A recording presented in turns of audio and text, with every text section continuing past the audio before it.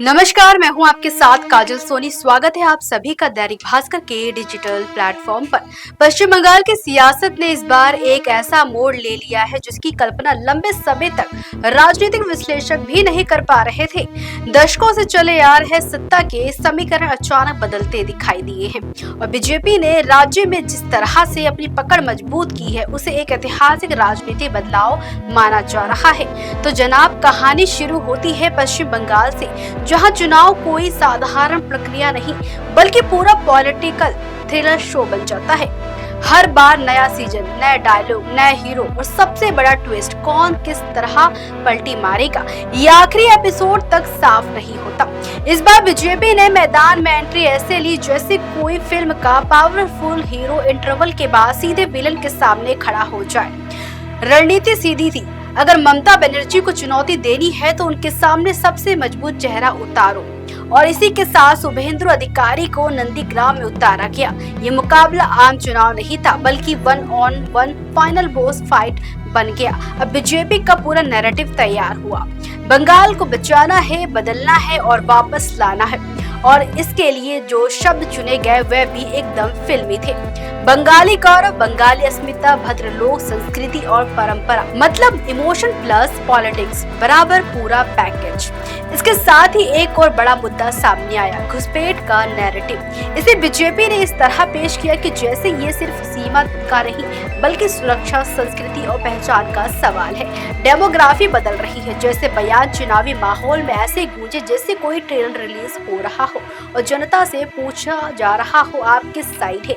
अब दूसरी तरफ टीएमसी थी, जो लगातार 15 साल के शासन के बोझ के साथ मैदान में थी। यहाँ कहानी थोड़ी अलग थी, विकास योजनाएं और महिलाओं के लिए स्कीम और जमीनी नेटवर्क, लेकिन साथ ही एंटी इनकरेंसी का भारी प्रेशर भी था।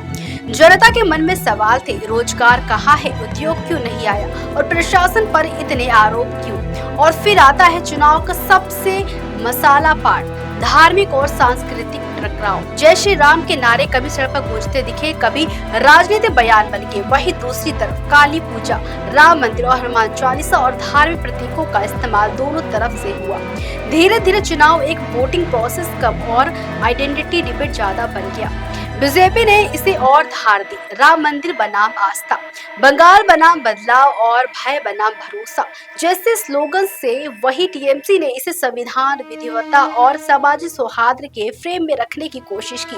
अब आते हैं असली चुनावी मशीनरी पर। यहाँ बीजेपी ने पूरा ऑपरेशन बोर्ड चला रखा था, केंद्र से लेकर राज्य तक, नेताओं की फौज, हजारों कार्यकर्ता, बूथ लेवल मैनेजमेंट, पन्ना प्रमुख, सोशल मीडिया टीम और डिजिटल नैरेटिव, सब कुछ एक सिस्टम की तरह काम कर रहा था।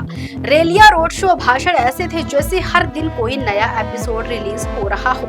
कभी अमित शाह का सख्त मैसेज, कभी मोदी का भावनात्मक अपील और कभी स्थानीय नेताओं का जमीनी हमला। टीएमसी की तरफ से भी जवाब था, ममता बनर्जी की रैलियां, भावनात्मक अपील और बंगाल को बाहरी ताकतों से बचाने का नैरेटिव। लेकिन माहौल पहले ही इतना गर्म हो चुका था कि हर बयान एक नई बहस शुरू कर देता था। राजनीतिक विश्लेषक इसे सिर्फ चुनाव नहीं मान रहे बल्कि इसे एक emotion plus identity plus strategy का पूरा पैकेज बता रहे हैं। कहीं बंगाली गौरव की बात, कहीं सुरक्षा का डर, कहीं विकास की उम्मीद, और इन सब के बीच वोटर खड़ा था जो हर भाषण सुनकर सिर्फ इतना सोच रहा था। और यही से बनती है पश्चिम बंगाल की राजनीति की सबसे बड़ी सच्चाई।